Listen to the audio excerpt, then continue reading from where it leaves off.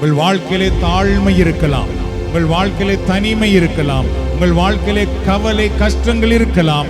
ஆனால் இன்று ஆண்டவர் அதிலிருந்து உங்களை விடுதலையாக்குகிறவராக இருக்கின்றார். உங்களை அவர் ஆசீர்வதித்து உயர்த்துகிறவராக இருக்கின்றார். உங்களுக்கு அவர் உயர்ந்த எதிர்காலத்தை தருகிறவராக இருக்கின்றார். உங்கள் வாழ்க்கையிலே அவர் வெளிச்சத்தை கொண்டு வருகிறவராக இருக்கின்றார். உங்கள் வாழ்க்கையிலே அவர் விடுதலையை கொண்டு வருகிறவராக இருக்கின்றார்.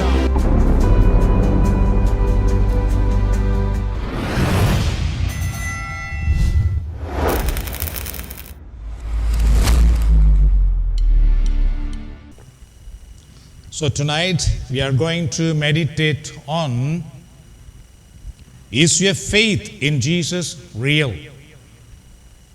இயேசுவின் மீதான உங்கள் விசுவாசம் உண்மையானதா என்ற தலைப்பில் தான் பார்க்க போகிறோம். Is your faith in Jesus real? So if you have Bible, please turn to John chapter 8 verse 24. வேதாகம் உள்ளவர்கள் யோவான் 8ஆம் அதிகாரம் 24வது இறை வார்த்தையை நாம் எடுத்துக்கொள்ளலாம்.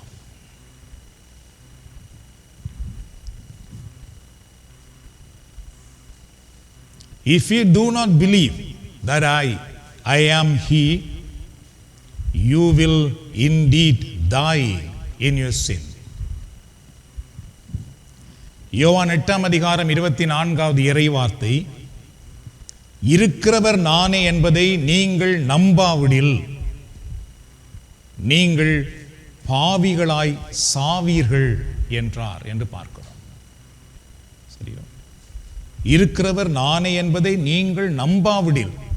இது கோயிலுக்கு போறதை பற்றி பேசவில்லை, கிறிஸ்தவர்களாக இருப்பதை பற்றி பேசவில்லை, இயேசுவை நம்புவதை பற்றி பேசப்படுகிறது. நீங்கள் நம்பாவிடில் நீங்கள் பாவிகளாய் சாவீர்கள் என்றார். Some words in the Holy Bible are spoken to comfort. பரிசுத்த வேதாகமத்திலே சில வார்த்தைகள் பார்த்தீர்கள் என்றால் எங்களை ஆறுதல் படுத்துவதற்காக, அரவணைப்பதற்காக சொல்லப்பட்டிருக்கும். Some are spoken to encourage. சில வார்த்தைகள் எங்களை உற்சாகப்படுத்துவதற்காக தரப்பட்டிருக்கிறது. But there are also words that are spoken to warn. ஆனால் பரிசுத்த வேதாகமத்திலே எங்களை எச்சரிப்பதற்காகவும் சில வார்த்தைகள் இருக்கிறது என்பதை நாங்கள் அறிந்து கொள்ள வேண்டும். To shake our soul awake. எங்கள் ஆன்மாவை உயிர்த்தெழுவதை வைப்பதற்காக, எழுப்பி விடுவதற்காக சில வார்த்தைகள் அங்கே தரப்பட்டிருக்கிறது.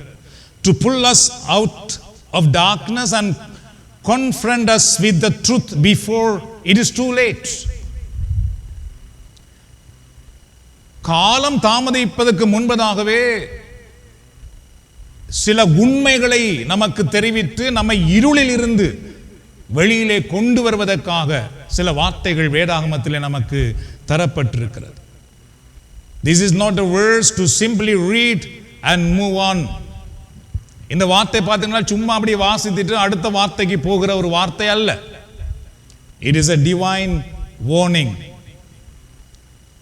இது ஒரு தெய்வீக எச்சரிப்பாகும்.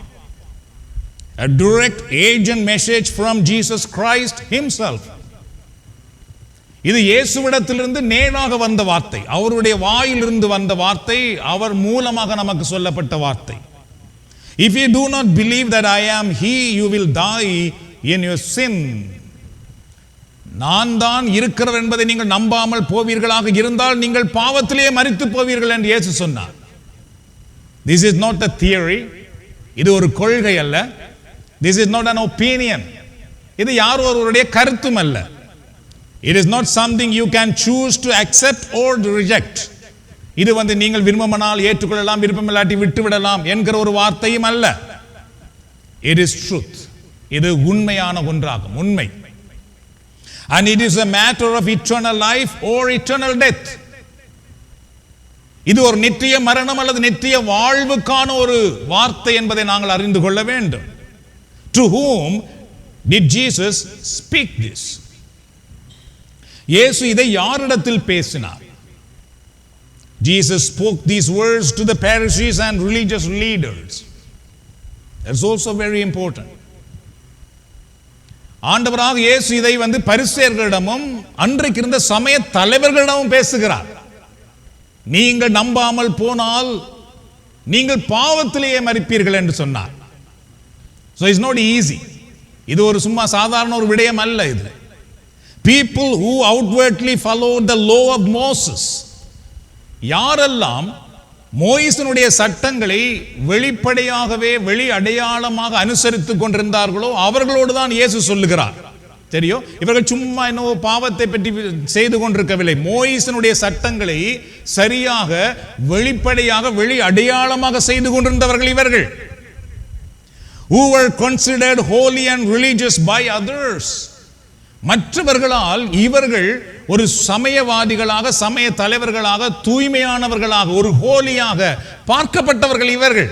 அவர்களைத்தான் ஆண்டவர் இயேசு சொல்லுகிறார், நீங்கள் இருக்கிறவராகவே இருக்கிறேன் நான் என்பதை நம்பாமல் போவீர்களாக இருந்தால் நீங்கள் பாவத்திலேயே மரித்து போவீர்கள்.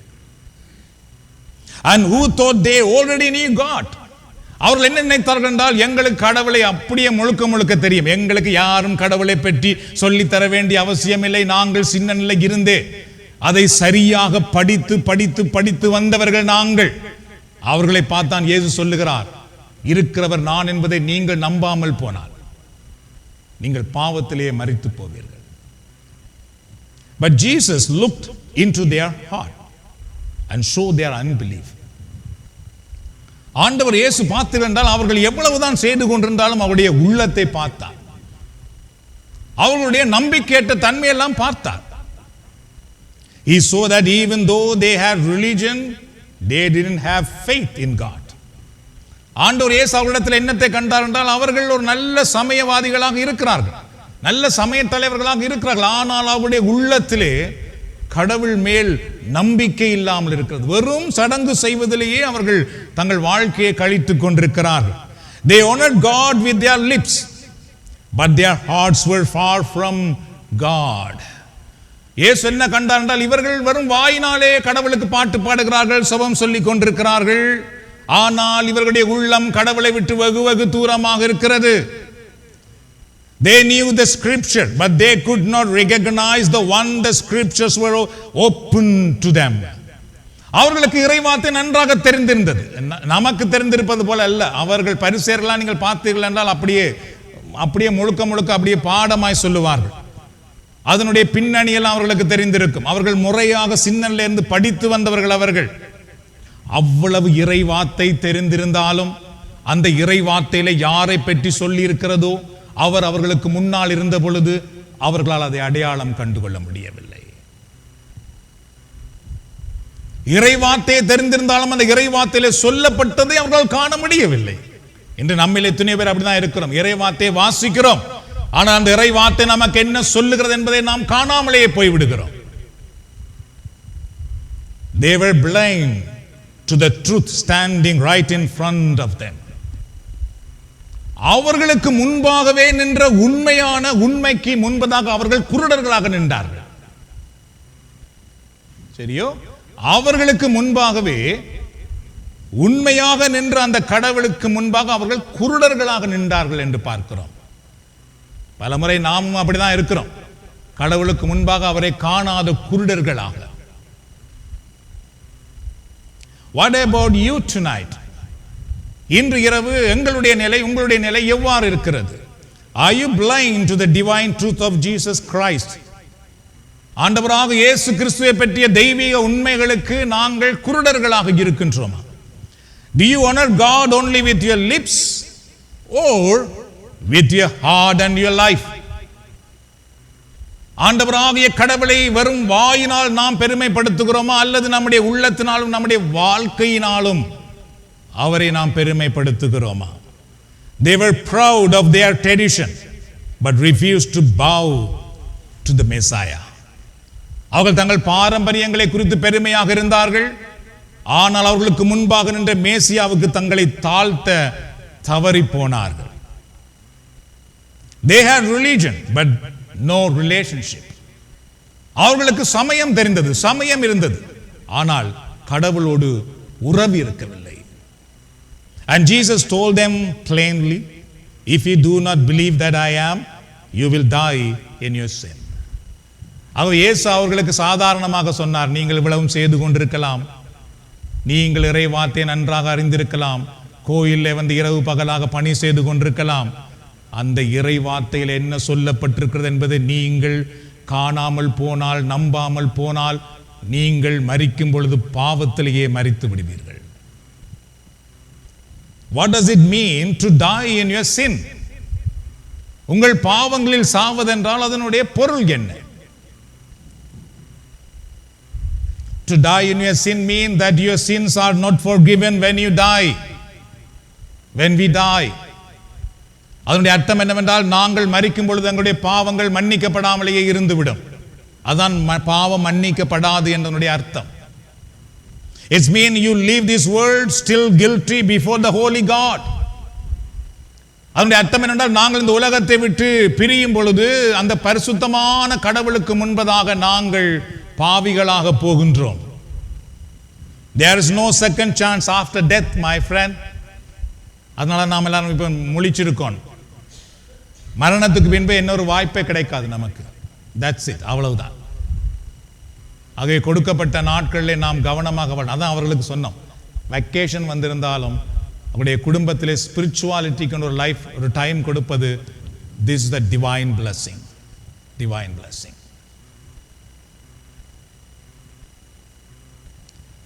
So there is no second chance.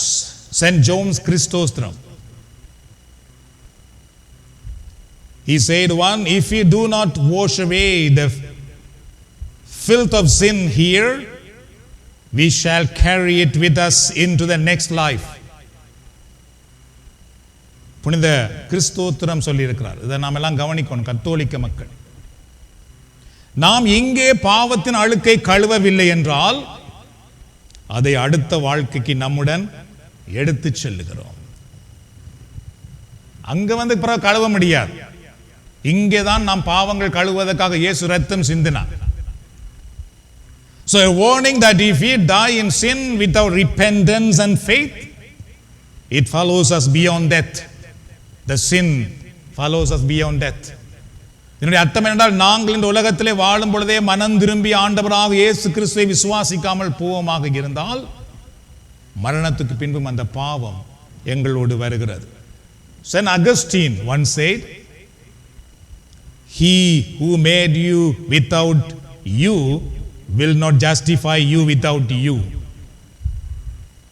நீ இல்லாமல் உன்னை படைத்தவர், அல்லது உன்னுடைய விருப்பத்தை கேட்காமலேயே உன்னை படைத்தவர், உனது விருப்பம் இல்லாமல் உன்னை நீதிமானாக மாற்ற மாட்டார். நாங்கள் விரும்ப வேண்டும், அப்பொழுதுதான் கடவுள் எங்களை ஆசீர்வதிக்கிறார், எங்களை தொடுகிறார், எங்களை மாற்றுகிறார். So this meaning God created us without our help. இதனுடைய அர்த்தம் என்னென்றால், எங்களுடைய ஒரு உதவியும் இல்லாமலேயே கடவுள் எங்களை உண்டாக்கினார். But he will not save us unless we choose to believe and repent. ஆனால் நாங்களாகவே மனம் திரும்பி அவரை நம்பாமல் போவோமாக இருந்தால் கடவுள் எங்களை ஒருபோதும் தொந்தரவு படுத்த மாட்டார். Without faith in Christ we remain in our sin. ஆகவே இயேசுவின் மேல் நமக்கு நம்பிக்கை இல்லாமல் போவோமாக இருந்தால் நாங்கள் பாவத்திலேயே வாழ்கிறவர்களாக பாவத்திலேயே மரித்து விடுகின்றோம். அதனால் இந்த பாடல் இவ்வாறு சொல்லுகிறது, எந்த உள்ளம் தங்கும் இயேசு நாயகா, உந்தன் வீடாய் மாற்றும் இயேசு நாயகா. எல்லாருமாக, எந்த உள்ளம் தங்கும் இயேசு நாயகா, உந்தன் வீடாய் மாற்றும் இயேசு நாயகா. இயேசு நாயகா, இயேசு நாயகா, உந்தன் வீடாய் மாற்றும் இயேசு நாயகா, உந்தன் வீடாய் மாற்றும் இயேசு நாயகா. The danger of not believing, நம்பாமல் இருப்பதனுடைய ஆபத்து. பலமுறை நாம் பல வார்த்தைகளை கேட்டு அப்படியே விட்டுட்டு போயிடுறோம், சரியோ? ஆனால் நம்பாமல் போவதற்கு ஒரு ஆபத்து உண்டு என்பதை நாம் உணர்ந்து கொள்ள வேண்டும். Jesus said, if you do not believe that I am, what does this mean? ஆண்டவராக இயேசு நான் தான் இருக்கிறேன் என்பதை நீங்கள் நம்பாமல் போவீர்களாக இருந்தால் அப்படின்றால் அதனுடைய அர்த்தம் என்ன? He is saying, if you do not believe that I am God or your Savior, இயேசு என்ன சொல்ல வருகிறார் என்றால், நான் தான் உங்களை மீட்க வந்தவர், நான் தான் உங்களுடைய கடவுள். The only way to the Father, தந்தையாகிய கடவுளிடத்திலே போவதற்கு ஒரே ஒரு வழி நான் தான். Then you have no hope. உங்கள் வாழ்க்கையில நம்பிக்கையே இல்லாமல் போய்விடும் அப்படி என்று சொல்ல வருகின்றார். So you must believe that Jesus is the I am. அவை நாம் எல்லோரும் இயேசுதான் இருக்கிறவர் என்பதை அறிந்து கொள்ள வேண்டும். இதற்கு நேரம் இல்லாதனாலே அங்காலே நான் சேர்க்கவில்லை. The I am the one who I am என்று சொன்னதான் அன்றைக்கு மோயிசன் வழியாக ஆண்டவராகிய கடவுள் சொன்னார். இஸ்ராயேல் மக்களுக்கு முதலாக கடவுள் தன்னுடைய பெயரை எவ்வாறு சொன்னார் என்றால், நான் தான் இருக்கிறவராக இருக்கிறேன் என்று சொன்னவர் கடவுள். அது அவர்களுக்கு நன்றாக தெரியும். இப்பொழுது இயேசு நான் தான் அவர் என்று சொல்லும் பொழுது, நோ நோ நோ நோ, நாங்கள் உம்மை ஏற்றுக்கொள்ள மாட்டோம் என்று சொன்னார்கள். So eternal God, the promised Messiah, the only door to salvation is Jesus Christ. So இயேசு கிறிஸ்து தான் எங்களுக்காக அனுப்பப்பட்ட ஒரு மேசியா, எங்களை மீட்க வந்த மீட்பர். அவர் ஒருவர் தான் எங்களை பரலோகத்துக்கு அழைத்து செல்கிற கடவுள், பரலோகத்தின் வாசலை திறந்த கடவுள். So otherwise you will die as a sinner, separated from God forever. அவர் இயேசு என்ன சொல்ல வருகிறார் என்றால், நம்பாமல் நீங்கள் போனால் நீங்கள் பாவத்திலே மறிந்து கடவுளிடத்திலிருந்து நீங்கள் பிரிக்கப்பட்டு விடுவீர்கள். So who need to hear this warning? அப்படின்றால் இதை யார் கேட்க வேண்டும்? இந்த ஒரு எச்சரிப்பு யாருக்கு கொடுக்கப்படுகிறது என்பதை நாம் இப்பொழுது பார்க்க போகின்றோம்.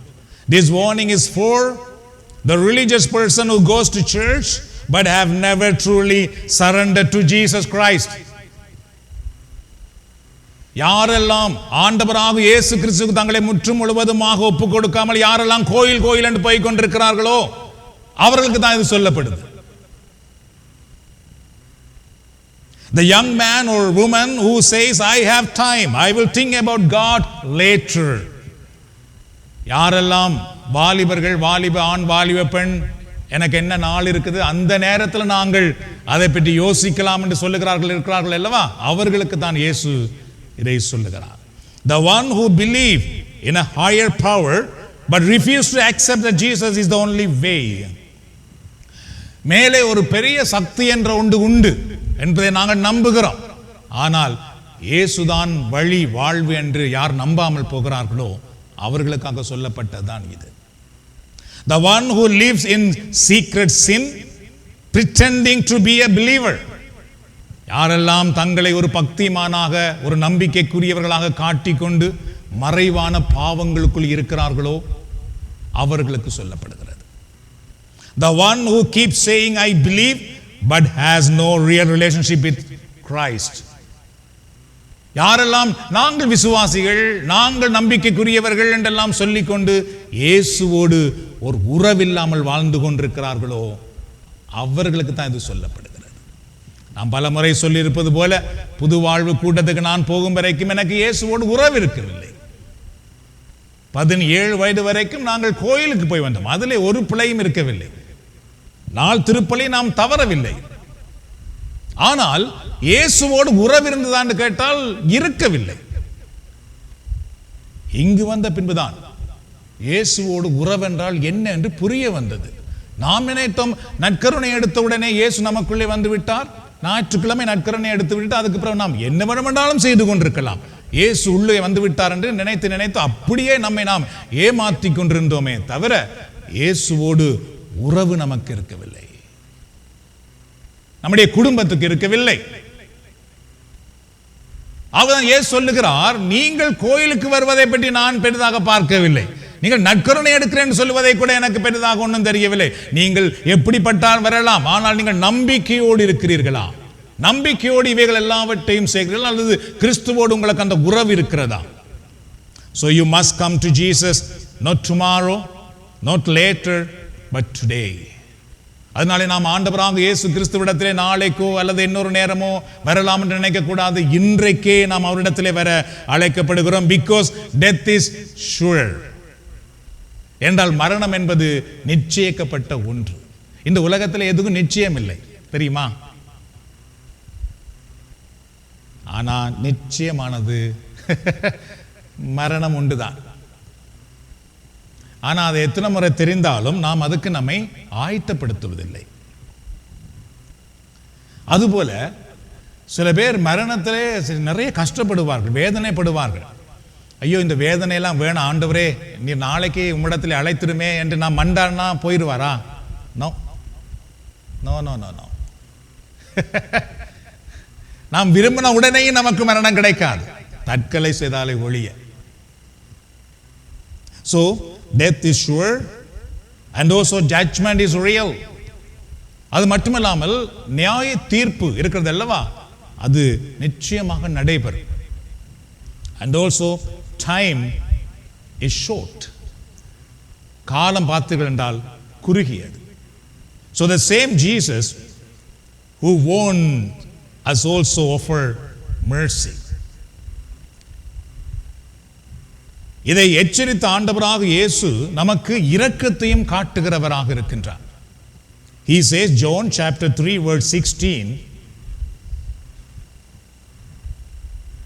For God so loved the world that he gave his one and only Son, that whoever believes in him shall not perish but have eternal life.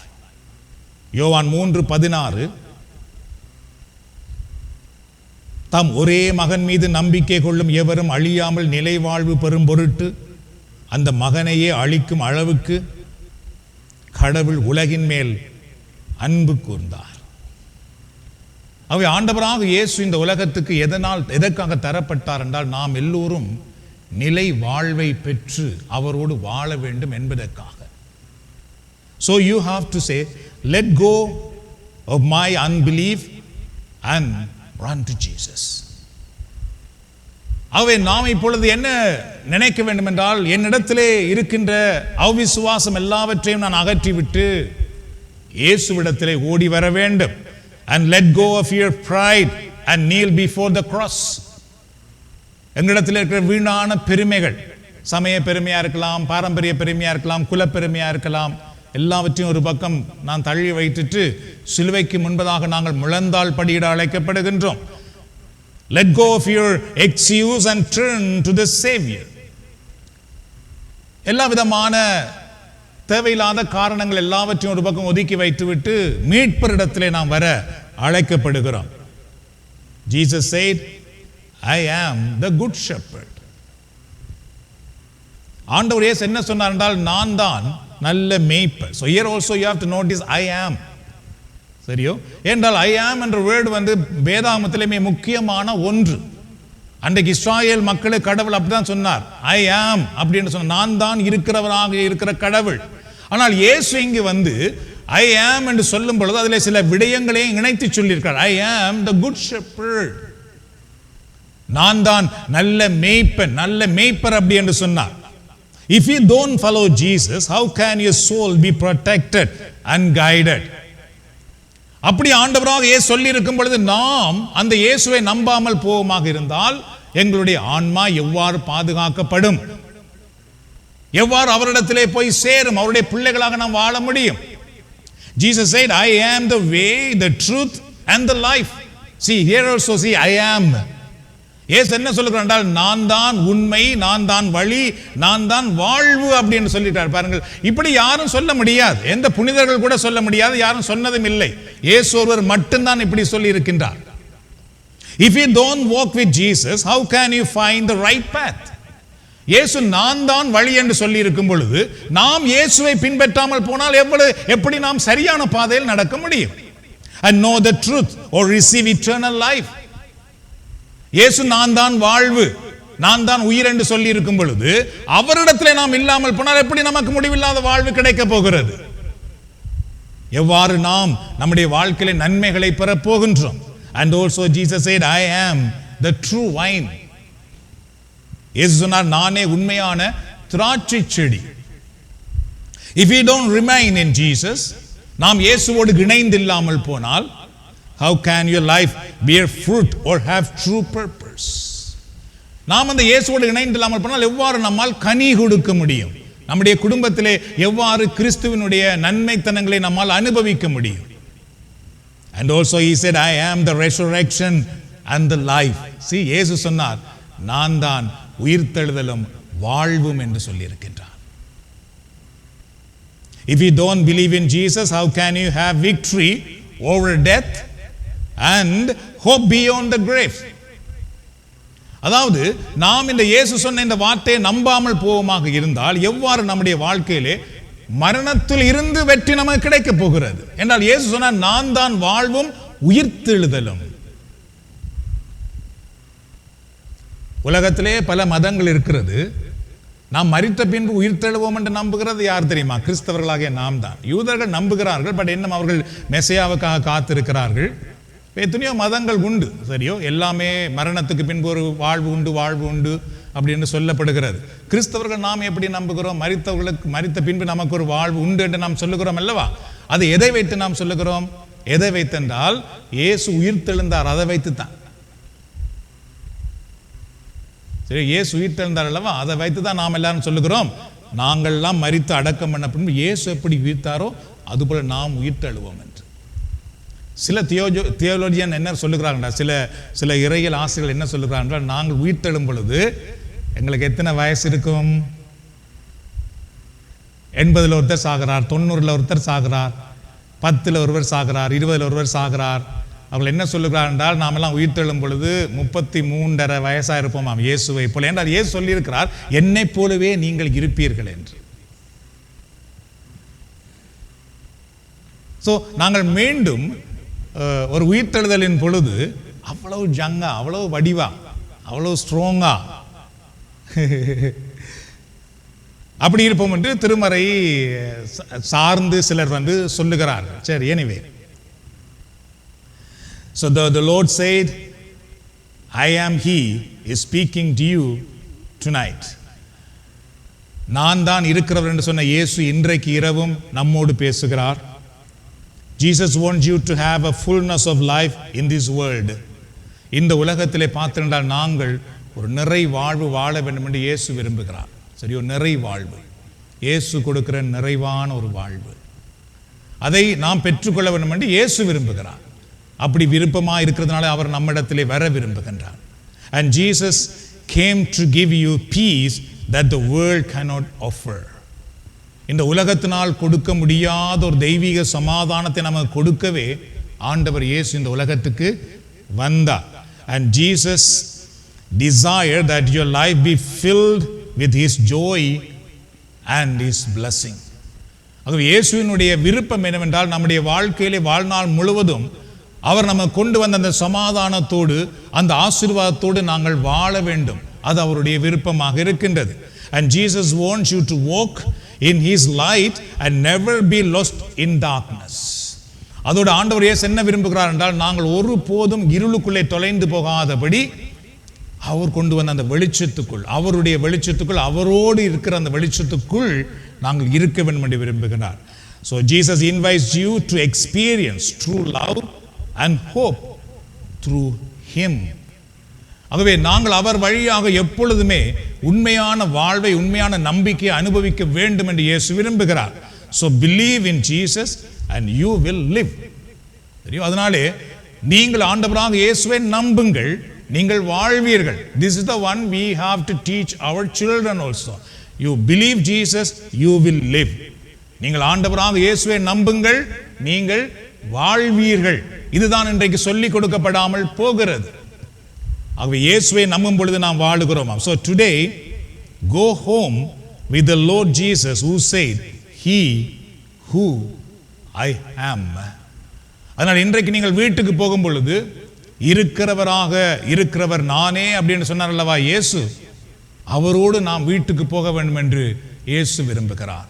அவரோடு நாம் போனோம் என்றால், நம்முடைய வாழ்க்கையிலே அவரை நாம் நம்புவோம் என்றால், எங்களுடைய வாழ்க்கையில் அவரை நம்பி நாம் வாழுவோம் என்றால், எப்பொழுதும் அவருடைய அருளும் அவருடைய பாதுகாப்பும் நம்மோடு இருக்கும். நமக்கு மரணம் வந்தாலும் அவரோடு நாம் வாழ்வதற்கு அழைக்கப்படுகிறோம். God bless you and your family. ஆண்டவர் உங்களையும் உங்கள் குடும்பத்தையும் ஆசீர்வதிப்பாராக. நாம் ஜெபிக்கலாம். எழுந்து நின்ற ஆண்டவருடைய கரங்களை எங்களை அர்ப்பணிப்போம். இயேசு ராஜா வந்திருக்கிறார், எல்லோரும் கொண்டாடுவோம், கைதட்டி நாம் பாடுவோம். கொண்டாடுவோம் கொண்டாடுவோம், கவலைகள் மறந்து நாம் பாடுவோம். கொண்டாடுவோம் கொண்டாடுவோம், கவலைகள் மறந்து நாம் பாடுவோம். இயேசு ராஜா வந்திருக்கிறார், எல்லோரும் கொண்டாடுவோம், கைதட்டி நாம் பாடுவோம். தூரமாக இயேசு ராஜா வந்திருக்கிறார், எல்லோரும் கொண்டாடுவோம், கைதட்டி நாம் பாடுவோம். கூப்பிடு நீ பதில் கொடுப்பார், குறைகளெல்லாம் நிறைவாக்குவார். கூப்பிடு நீ பதில் கொடுப்பார், குறைகளெல்லாம் நிறைவாக்குவார். உண்மையாக தேடுவோரின் உள்ளத்தில் வந்திடுவார். உண்மையாக தேடுவோரின் உள்ளத்தில் வந்திடுவார். ஒருமாக கொண்டாடுவோம் கொண்டாடுவோம், கவலைகள் மறந்து நாம் பாடுவோம். கொண்டாடுவோம் கொண்டாடுவோம், கவலைகள் மறந்து நாம் பாடுவோம். கண்ணீரெல்லாம் துடைத்திடுவார், கரம் பிடித்து நடத்திடுவார். கண்ணீரெல்லாம் துடைத்திடுவார், கரம் பிடித்து நடத்திடுவார். எண்ணமெல்லாம் ஏக்கமெல்லாம் இன்றே நிறைவேற்றுவார். எண்ணமெல்லாம் ஏக்கமெல்லாம் இன்றே நிறைவேற்றுவார். ஒருமாக கொண்டாடுவோம் கொண்டாடுவோம், கவலைகள் மறந்து நாம் பாடுவோம். கொண்டாடுவோம் கொண்டாடுவோம், கவலைகள் மறந்து நாம் பாடுவோம். மனதுருக்கம் உடையவரே, மன்னிப்பதில் வள்ளலவர். மனதுருக்கம் உடையவரே, மன்னிப்பதில் வள்ளலவர். உன்னினைவாயிருக்கின்றார், ஓடிவா என் மகனே. உன்னினைவாயிருக்கின்றார், ஓடிவா என் மகளே. கொண்டாடுவோம் கொண்டாடுவோம், கவலைகள் மறந்து நாம் பாடுவோம். கொண்டாடுவோம் கொண்டாடுவோம், கவலைகள் மறந்து நாம் பாடுவோம். இயேசு ராஜா வந்திருக்கிறார், எல்லோரும் கொண்டாடுவோம், கைதட்டி நாம் பாடுவோம். உருமாக இயேசு ராஜா வந்திருக்கிறார், எல்லோரும் கொண்டாடுவோம், கைதட்டி நாம்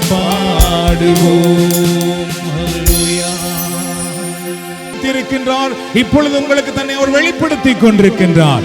அவருடைய அபிஷேகம் உங்கள் மேல் வருவதாக, அவருடைய வல்லமை உங்கள் மேல் வருவதாக, அவருடைய பிரசன்னம் உங்கள் குடும்பத்தில் வருவதாக. இயேசுவின் நாமத்தினால் இங்கு வந்திருக்கிற ஒவ்வொரு குடும்பத்திலும் உம்முடைய வல்லமை இறங்கி வருவதாக. இயேசுவின் நாமத்தினால் இங்கு வந்திருக்கிற ஒவ்வொரு குடும்பங்களிலும் அற்புதங்கள் நடப்பதாக, அதிசயங்கள் நடப்பதாக, இவர்கள் கண்ணீர் துடைக்கப்படுவதாக, வேதனைகள் மறைந்து போவதாக. நானே நல்ல மேய்ப்பன் என்று சொல்லியிருக்கிறீர் ஆண்டவரே. இதோ உம்முடைய மந்தைகள் உம்முடைய பாதத்தை தேடி ஓடி வந்திருக்கிறார்கள். உம்முடைய மந்தைகள் உம்முடைய பாதத்தை பற்றி பிடித்து நிற்கிறார்கள். உம்முடைய மந்தைகள் உம்முடைய பிரசன்னத்தில் நிற்கிறார்கள். உம்முடைய மந்தைகள் உம்முடைய வல்லமையினால் நிரம்பிக் கொண்டிருக்கிறார்கள். உம்முடைய கரம் இவர்களை தொடுவதாக, உம்முடைய வல்லமை இவர்கள் மேல் வருவதாக, உம்முடைய அபிஷேகம் இவர்கள் மேல் வருவதாக. ஆண்டவரே, காயப்பட்ட ஆடுகளுக்கு நீர் சுகம் தாரும் ஆண்டவரே. காயப்பட்டிருக்கிற ஆடுகளுக்கு நீர் சுகம் கொடுப்பீராக. உம்முடைய பிள்ளைகளை உம்முடைய மந்தைகளை உம்மோடு மார்போடு இணைத்துக் கொள்ளுவீராக. உம்முடைய மார்பிலை நீர் சேர்த்துக் கொள்ளுவீராக. உம்முடைய வல்லமை இறங்கி வரட்டும், உம்முடைய வல்லமை இறங்கி வரட்டும், உம்முடைய அபிஷேகம் இறங்கி வரட்டும். நானே வழி என்று சொன்ன ஆண்டவரே, நானே வாழ்வென்று சொன்ன ஆண்டவரே, இதோ உம்முடைய பிள்ளைகள் இப்பொழுது வாழ்வடைவார்களாக. உம்முடைய பிள்ளைகள் வாழ்வடைவார்களாக. வேதனைகள், துன்பங்கள், கஷ்டங்கள், தரித்திரங்கள், சாபங்கள் என்று விடுதலை பெறுவார்களாக.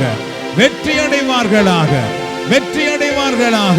இயேசுவின் நாமத்திலே இருளின் வல்லமைகள் விலகி போவதாக. இயேசுவின் நாமத்திலே இருளின் கட்டுகள் கட்டவிழ்க்கப்படுவதாக. சிறை கதவு திறக்கப்பட்டது போல இவர்கள் வாழ்க்கையில் அடைபட்டிருக்கிற கதவுகள் இப்பொழுது திறக்கப்படுவதாக. சங்கிலி கட்டுகள் அறுந்து விழுந்தது போல இவர்கள் வாழ்க்கைக்கு கட்டுகள் இப்பொழுது அறுந்து போவதாக, அறுந்து போவதாக. இருள் விலகி போவதாக, ஒளி தோன்றுவதாக, அபிஷேகம் இறங்கி வருவதாக. நன்றி கூறுகிறோம் அப்பா, நன்றி கூறுகிறோம் ஆண்டவரே, நன்றி செலுத்துகிறோம் அப்பா. ஆண்டவராக இயேசுவே, என்னை நம்புங்கள் என்று நீர் சொல்லி இருக்கிறீர். இதோ உம்முடைய நம்புகிற பிள்ளைகளுக்கு அற்புதம் நடக்கட்டும் இந்த நேரத்திலே, அதிசயம் நடக்கட்டும் இந்த நேரத்திலே. ஆண்டவரே, இவர்களுக்காக நீர் உயிரை கொடுத்திருக்கிறீர் ஆண்டவரே. இவர்களுக்கு பரலோக வாழ்வு தருவதற்காக உம்முடைய உயிரை சிலுவையிலே தியாகமாக கொடுத்திருக்கின்றீர். ஆகவே இந்த நேரத்திலே இவர்கள் மேல் உம்முடைய வல்லமை, உம்முடைய அபிஷேகம் இறங்கி வருவதாக. ஹல்லேலூயா. நன்றி கூறுகிறோம் அப்பா, நன்றி கூறுகிறோம் ஆண்டவரே, நன்றி செலுத்துகிறோம் ஆண்டவரே. ஹல்லேலூயா, ஹல்லேலூயா, ஹல்லேலூயா. வாரும் தூய ஆவியே, உம் வல்லமையை வேண்டுகிறோம். உம் வல்லமையால் எம்மை நிறைத்து நீராளுமை செய்யும். ஹல்லேலூயா,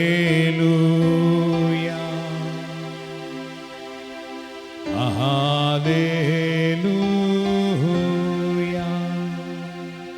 இறுதி ஆசீர்வாதத்துக்காக சுரம் தாழ்த்த ஆண்டவராகிய கடவுள் எப்பொழுதும் உங்களை வழி நடத்துவதற்காக உங்களுக்கு முன்னும், எப்பொழுதும் உங்களை பாதுகாப்பதற்காக உங்களுக்கு பின்னும், எப்பொழுதும் உங்களை ஆசீர்வதிப்பதற்காக உங்களுக்கு மேலும் இருந்து உங்களை வழி நடத்துவாராக.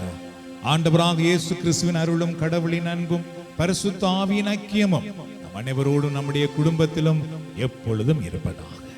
பிதாசுதன் பரிசுத்த ஆவியின் பெயராலே ஆண்டவர் விட்டு சென்ற சமாதானத்தை ஒருவரோடு ஒருவர் பகிர்ந்து கொள்ளுவோம்.